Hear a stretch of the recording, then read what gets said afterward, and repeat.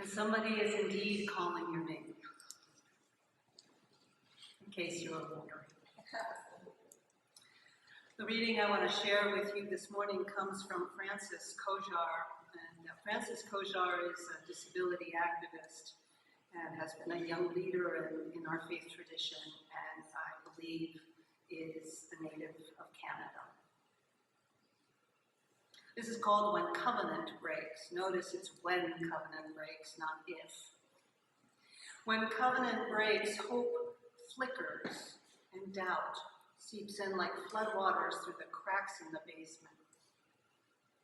While the many return to the comforts of their congregation, we are left staring at the door that was slammed in our faces, wondering if we should walk back in, and why.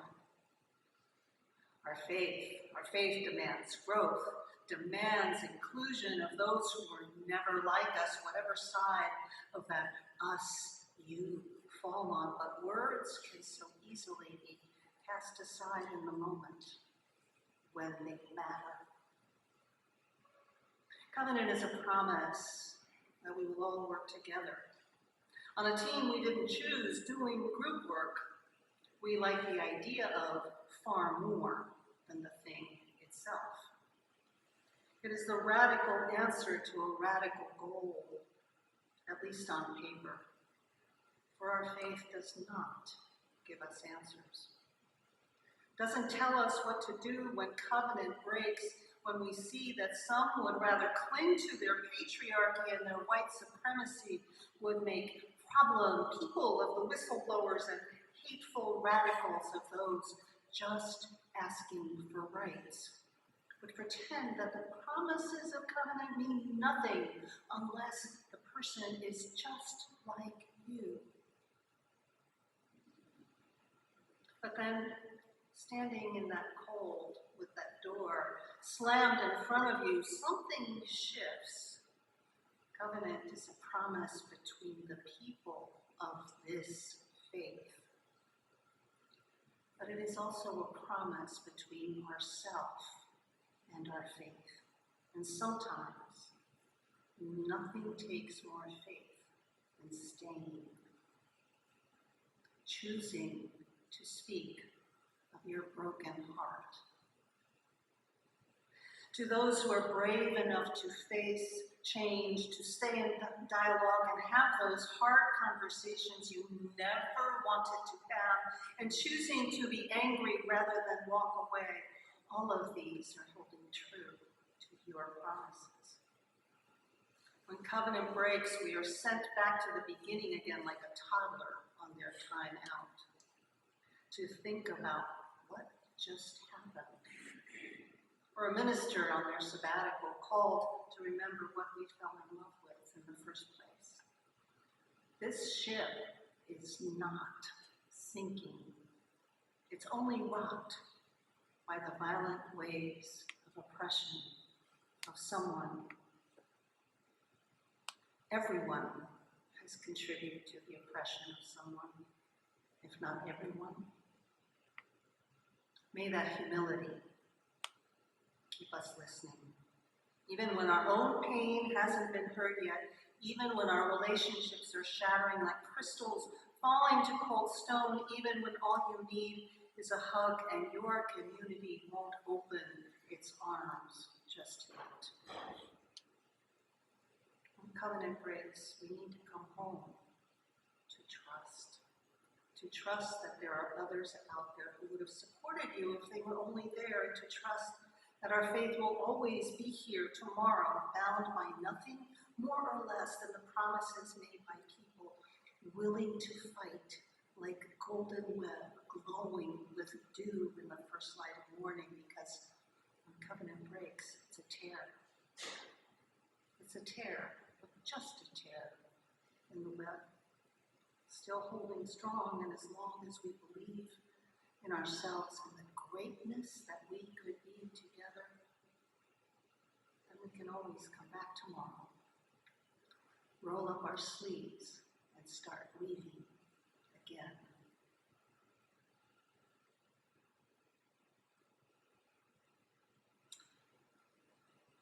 1630,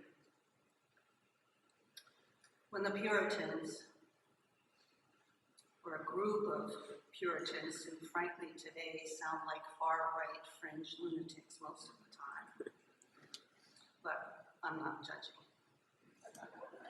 When they were getting ready to get on the ship in Southampton to come to these shores, they were coming roughly 20 years after the Pilgrims came on the Mayflower. These folks, the Puritans, who are our ancestors, were about to get ready on the ship. Arbella and John Winthrop delivered a sermon that remained completely untalked about for centuries. And in that sermon, which is entitled "The City on a Hill," he says,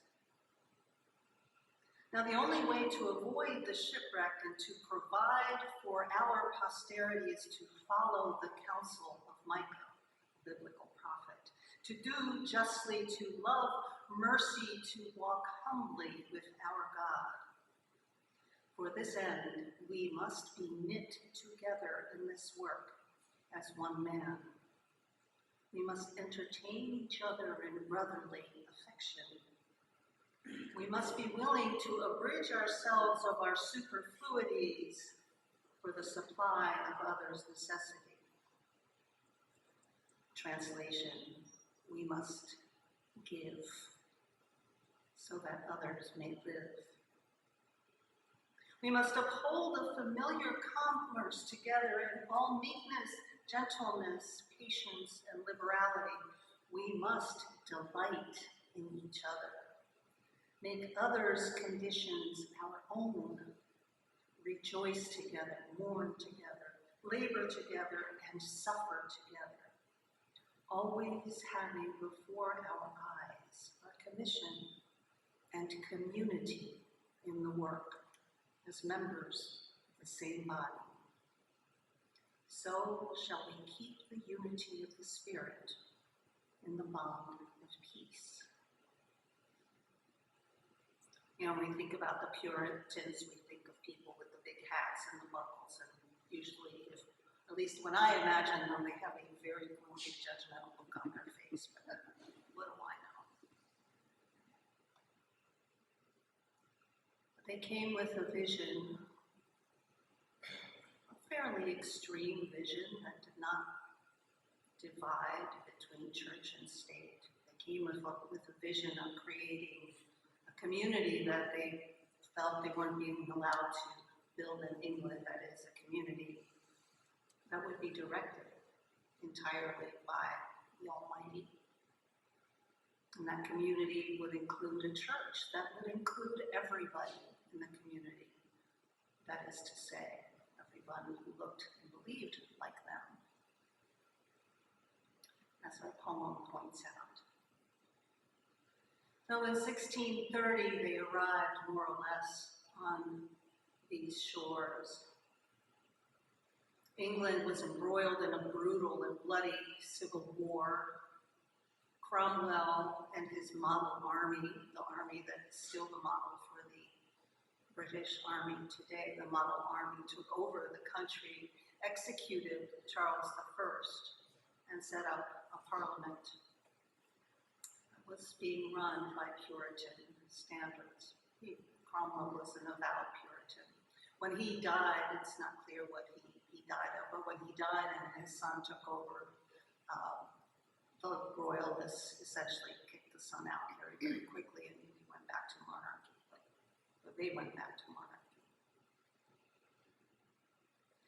But in an effort to bring stability to a nation that had been, as I say, rocked by a vicious and bloody war, religious wars always seem to be the bloodiest of all, don't they?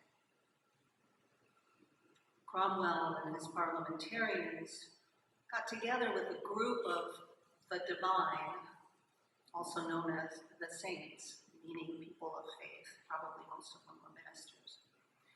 And they devised what they called the Westminster Confession.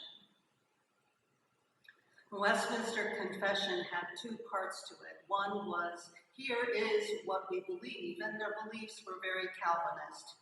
A human being is utterly and completely depraved. That's the first thing. And there's nothing we can do to gain salvation, whatever that might mean to us. There's nothing we can do because God, in God's infinite wisdom, made decisions long ago about who was going to be saved and who isn't. Which I personally find terrifying, but that's probably the point. Other beliefs. So they lay out their beliefs, and in the second half, this is where the stability comes. In this second part of the Westminster Confession, they lay out the hierarchy of what is now the Anglican Church. So there's the Archbishop of Canterbury, and there's a whole chain of command that, trickles down from above into each parish, into essentially each congregation. When the Puritans of what came to be New England saw this Westminster Confession, it really made them angry. Not the beliefs. The beliefs part they were fine with. It was the rest of it that they couldn't deal with. And so they got together in Cambridge, probably a similar group of saints.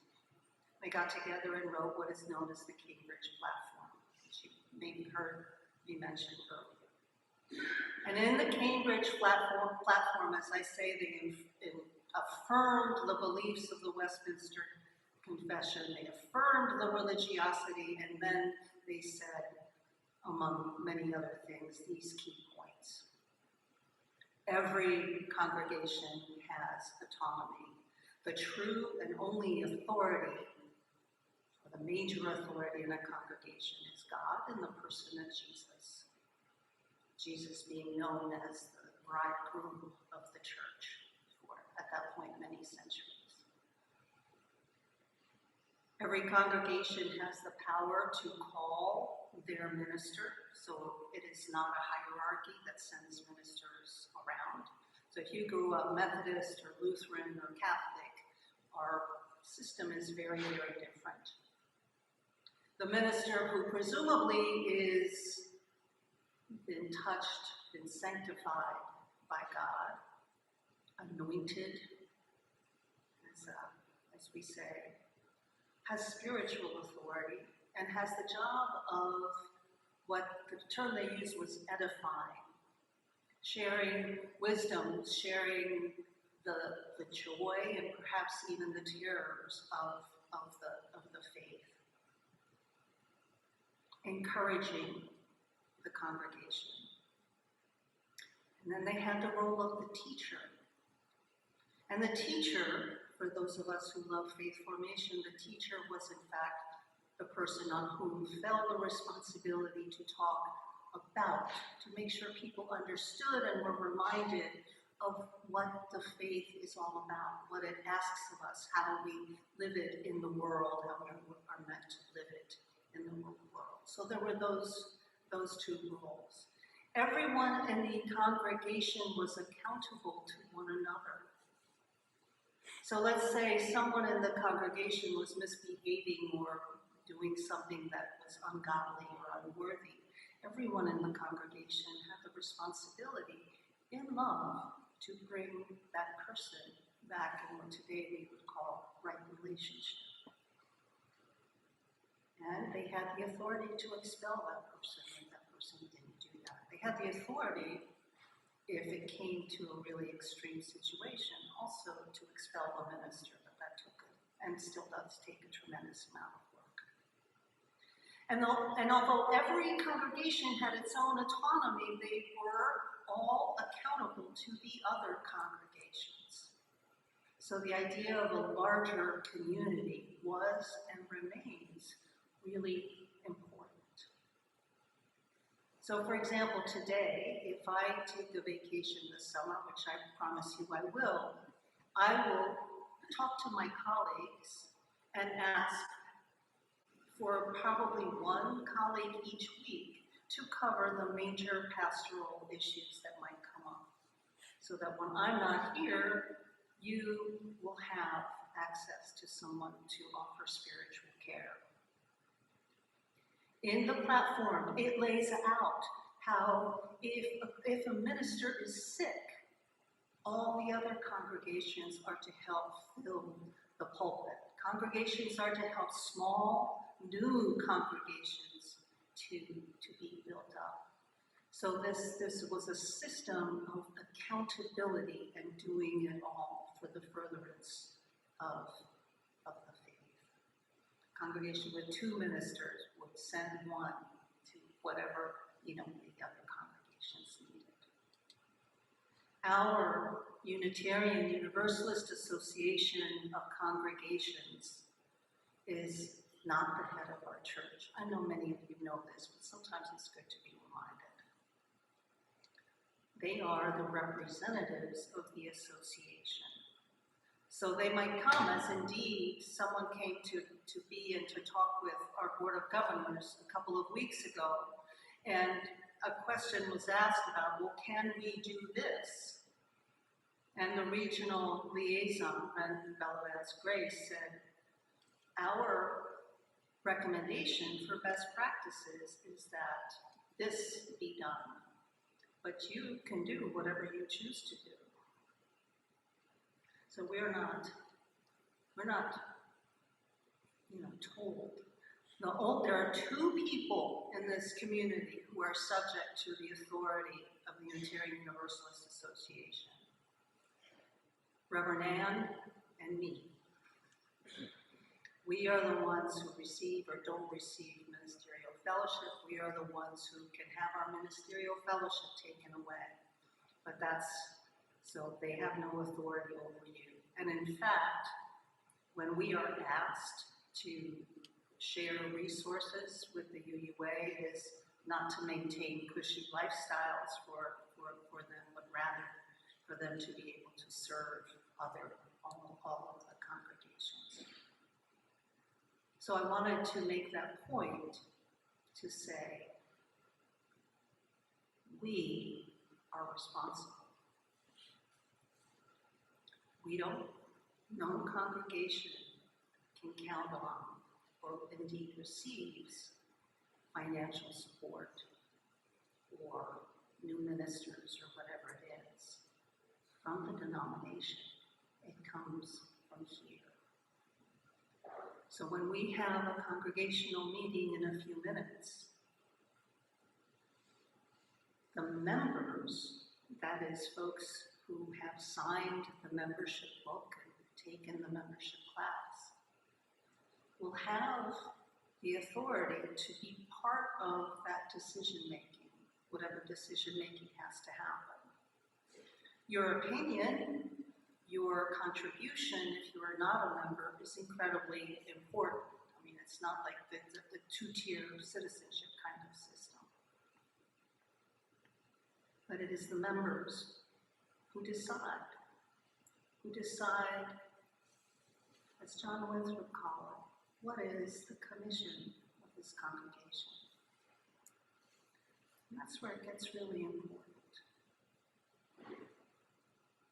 If I asked you, what is it we are here to do? Who is it that we are here to be in the world? You might give me many different answers. My answer to you, it may sound dramatic, but I have to tell you, it is absolutely what I believe. Oh, I didn't mention, it also gives ministers freedom of the pulpit. So when it comes to preaching, you are not the boss of me. There is a complaint department. It opens every other month, secret time and location. You're welcome, always welcome to share feedback. It took you a minute, huh?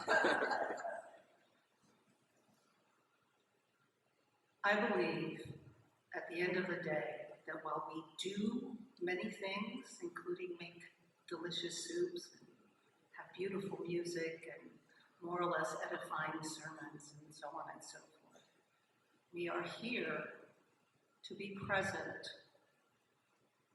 to that place between life and death, to that place that echoes with questions that none of us truly have answers to. to the one place that is safe to come and share the innermost part of who you are in this world and who you wish to be, and know that you will be held.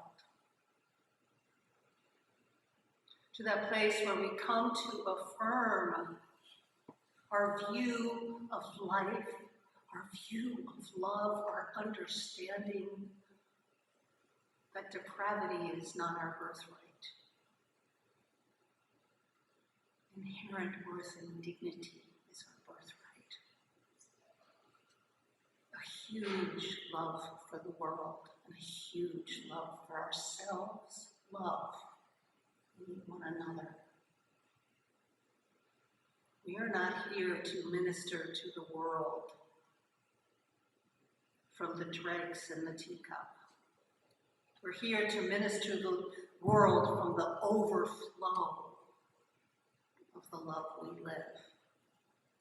In one congregation, when I talked about this, I poured enough tea in a teacup so that it spilled over, but I'm afraid to do that here. Might make a stain somewhere. But that's the truth. We are here to witness for folks coming to this country for asylum. We are in the place between life and death. For people who are struggling with health, with the breaking of relationships, with sorrow, with grief, with the uncertainty of COVID, with the aftermath of weather, we are here. And in the moments when one of us needs to be held because we just can't anymore, the rest of us are here to hold that person.